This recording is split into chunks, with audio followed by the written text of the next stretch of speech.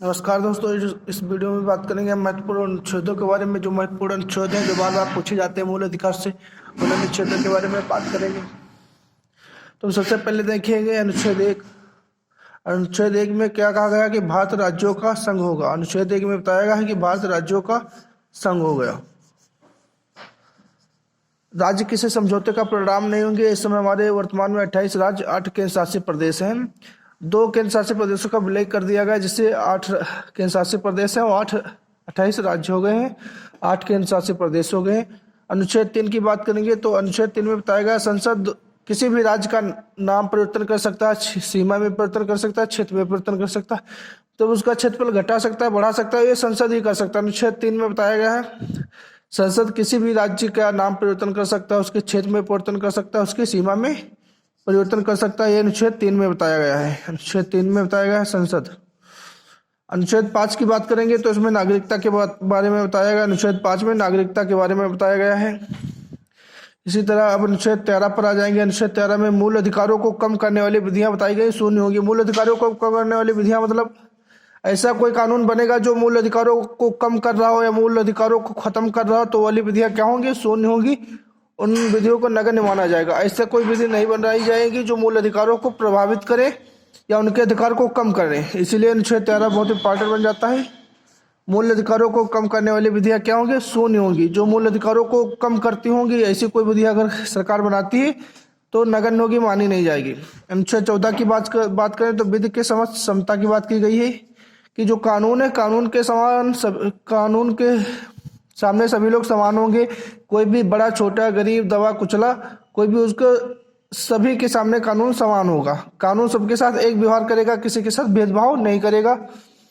अब आ जाता है अनुच्छेद 15। अनुच्छेद 15 में धर्म, मूल, वंश, जाति, लिंग या जन्म स्थान के आधार पर भेदभाव निषेध है। मतलब धर्म के आधार पर, मूल, वंश के आधार पर, जाति के आधार पर, लिंग के आधार पर भेदभाव नहीं करेगा। संविधान में ऐसा अनुच्छेद 15 में बताया गया है।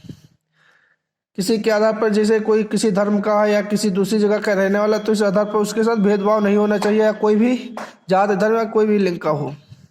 अनुच्छेद 16 में बात करेंगे तो लोक नियोजन में समानता की बात की गई। लोक नियोजन मतलब सरकारी नौकरियों में सबको समानता दी जाएगी, कोई किसी के साथ भेदभाव नहीं किया जाएगा। लोक नियोजन में अवसर की समानता, यह अनुच्छेद 16 में बताया गया है कि लोक नियोजन में अवसर की समानता अनुच्छेद 16 में बताया गया है। अनुच्छेद 17 की बात करें तो अनुच्छेद 17 में अस्पृश्यता का अंत बताया गया है। अस्पृश्यता मतलब छुआछात, जो छुआछात है उसका अंत किया गया है। अनुच्छेद 17 में ये भी पूछा गया है। अनुच्छेद 17 में बताया गया कि अस्पृश्यता किसी का छुआछात नहीं होगा। छुआछात अब कानून बन गया, अगर कोई छुआछूत करता है तो उसके लिए कानून का प्रावधान, उसको जेल भी हो सकती है, इसलिए अब छुआछूत नहीं है अनुच्छेद 17 में। 18 अनुच्छेद 18 में उपाधियों का अंत है। उपाधियों का मतलब कोई उपाधि नहीं दी जाएगी, बस दो चीजों को छोड़कर, एक सेना और विद्या संबंधी उपाधि को छोड़कर कोई भी उपाधि नहीं दी जाएगी। सेना की उपाधि दी जा सकती है, कर्नल जनरल, इसी तरह से विद्या में जैसे डॉक्टर है या ऐसे उपाधियां दी जा सकती है। इसके अलावा कोई भी उपाधि नहीं दी जाएगी, अनुच्छेद 18 में बताया गया है। अब बात करेंगे अनुच्छेद 19 की, जो बहुत ही इंपॉर्टेंट अनुच्छेद है। अनुच्छेद 19 में 6 प्रकार की स्वतंत्रताएं बताई गई हैं। कितनी है? 6 प्रकार की। इनको लाइन से भी पूछा गया कि अनुच्छेद 1 में कौन सी है, 19 फर्स्ट में कौन सी स्वतंत्रता है, 19 सेकंड में कौन सी स्वतंत्रता है, एक से पूछे जाते हैं। क्वेश्चन भी हाल ही में पूछा गया था, यूपीएससी में भी पूछा गया। तो 19 में ही एक प्रेस की स्वतंत्रता जो है, ये 19 में ही प्रेस की स्वतंत्रता। 19 फर्स्ट में क्या है? वाक्यों में अभिव्यक्ति की स्वतंत्रता। जो 19 की फर्स्ट है उसमें है वाक्यों में अभिव्यक्ति की स्वतंत्रता, मतलब हम बोलने की स्वतंत्रता, और इसी में हमारी प्रेस की स्वतंत्रता भी छिपी हुई है। वाक्य में अभिव्यक्ति में ही प्रेस की स्वतंत्रता छिपी हुई। तो फर्स्ट में क्या है? वाक्य में अभिव्यक्ति की। जब हम कुछ बोलेंगे, कुछ अभिव्यक्त करेंगे, तो उसके लिए हमें सम्मेलन करना होगा, तभी तो बोलेंगे। तो 2 में क्या हो जाएगा? सम्मेलन करने की स्वतंत्रता। अगर हम सम्मेलन करेंगे या कुछ करेंगे तो उसके लिए तो हमें संघ की जरूरत पड़ेगी, तो उसके लिए तीसरे नंबर पर सी होता, तो सी से याद रखेंगे संघ बनाने की स्वतंत्रता। अगर हम संघ बनाएंगे तो उसको प्रचार प्रसार करने की जरूरत पड़ेगी, तो उसके लिए हमें घूमने की जरूरत पड़ेगी। तो इसी 4 में क्या हो जाएगी? प्रचार प्रसार, घूमने की स्वतंत्रता।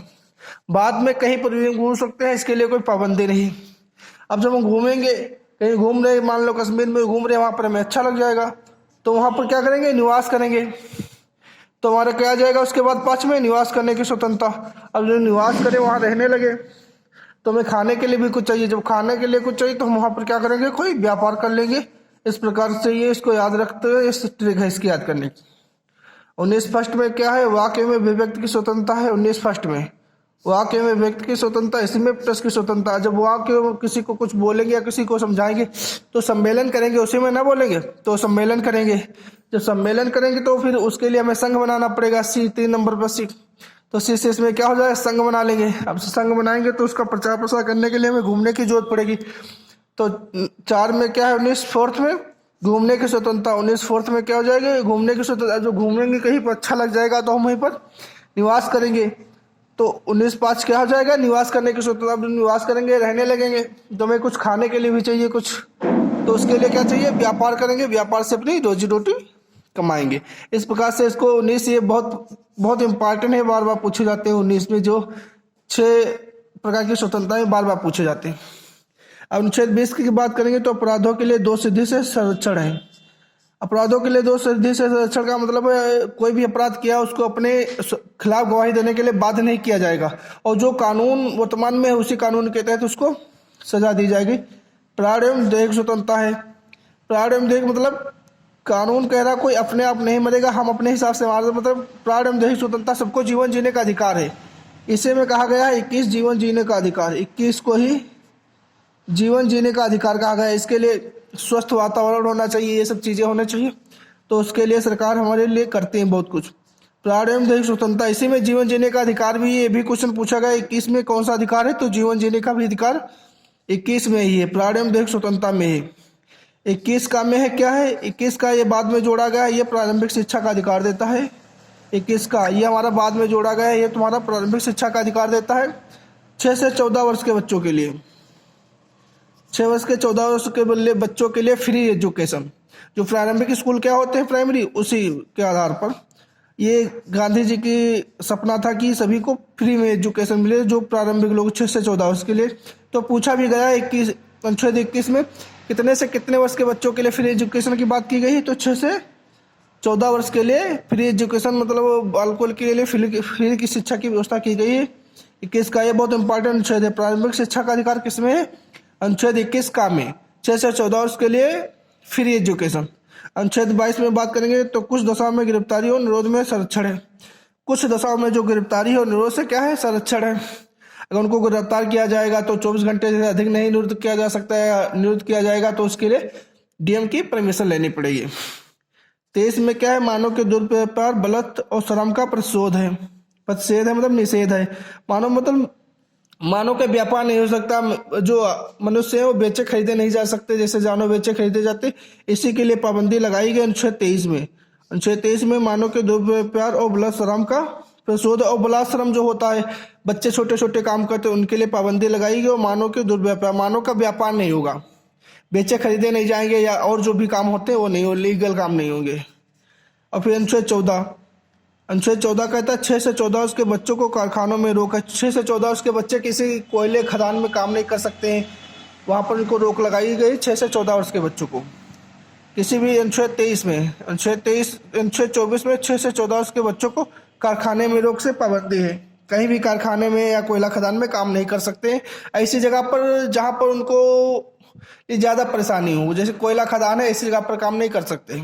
खदानों में, कारखानों में, जहाँ पर ज़्यादा मतलब विस्फोट होने की संभावना हो या ज़्यादा खतरनाक जगह हो। 26 में क्या है, धार्मिक कार्यों के प्रबंध की एक छूट गया 25 में भी ज़्यादा इंपॉर्टेंट नहीं था, इसीलिए 26 धार्मिक कार्यों के प्रबंध की स्वतंत्रता है। और 25 में क्या कहा गया, धर्म को अबाध रूप से मानने, प्रचार प्रसार करने की स्वतंत्रता है। अनुच्छेद 25 में जो छूट गया, इसमें धर्म को मानने, अबाध रूप से उसका प्रचार प्रसार करने की स्वतंत्रता, इसमें धार्मिक कार्यों की प्रबंध की स्वतंत्रता, मतलब धार्मिक कार्य कर सकते हो, उनकी स्वतंत्रता है। 29 में क्या है, अल्पसंख्यक वर्गों के हितों का संरक्षण है। 29 में है और अल्पसंख्यक वर्गों के हितों का संरक्षण है। 30 में क्या है, 30 में छोड़ गया। 30 में ये कि जो अल्पसंख्यक वर्ग के हैं वो अपना शिक्षा स्थान खोल सकते हैं, उसमें प्रशासन कर सकते हैं, शिक्षा की व्यवस्था कर सकते हैं, उसके लिए अनुच्छेद 30 में दिया गया। अनुच्छेद 29 और 30 ये अल्पसंख्यक वर्गों के हितों का संरक्षण करते हैं, अनुच्छेद 30 दोनों। 26 में क्या है, धार्मिक कार्यों के प्रबंध की स्वतंत्रता, जो 25 है उस धर्म को आबाद उससे मानने उसका प्रचार करने की स्वतंत्रता। ये 24 बहुत इंपॉर्टेंट है, 21 का इंपॉर्टेंट है और 19 ये हमेशा याद रखना। और ये भी पूछा गया है छुआछूत वाला। तो ये जितने भी अनुच्छेद बताए बहुत इंपॉर्टेंट है। इसके बाद आ जाता है 31 संवैधानिक उपचारों का अधिकार।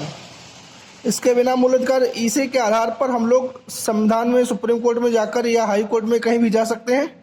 अगर हमारे मूल अधिकारों का हनन हो रहा है, मूल अधिकारों का हनन हो रहा तो उसके लिए हम सुप्रीम कोर्ट या हाई कोर्ट कहीं भी जा सकते हैं। चाहे हम हाई कोर्ट जाए, अगर हाई कोर्ट ना जाना चाहें तो डायरेक्ट सुप्रीम कोर्ट जा सकते हैं। इसी अनुच्छेद के तहत, अनुच्छेद 32 के तहत संवैधानिक उपचारों का अधिकार। इसी को भीमराव अम्बेडकर ने क्या कहा है? संविधान की आत्मा कहा है। अनुच्छेद 32 को संविधान की उपचारों का अधिकार, इसी को संविधान की आत्मा कहा गया है। इनके हनन होने पर हम इसी संविधान अनुच्छेद 32 के आधार पर ही सुप्रीम कोर्ट या हाई कोर्ट जा सकते हैं अपने अधिकारों के लिए। इनमें जो अनुच्छेद 13 में बताया गया मूल अधिकारों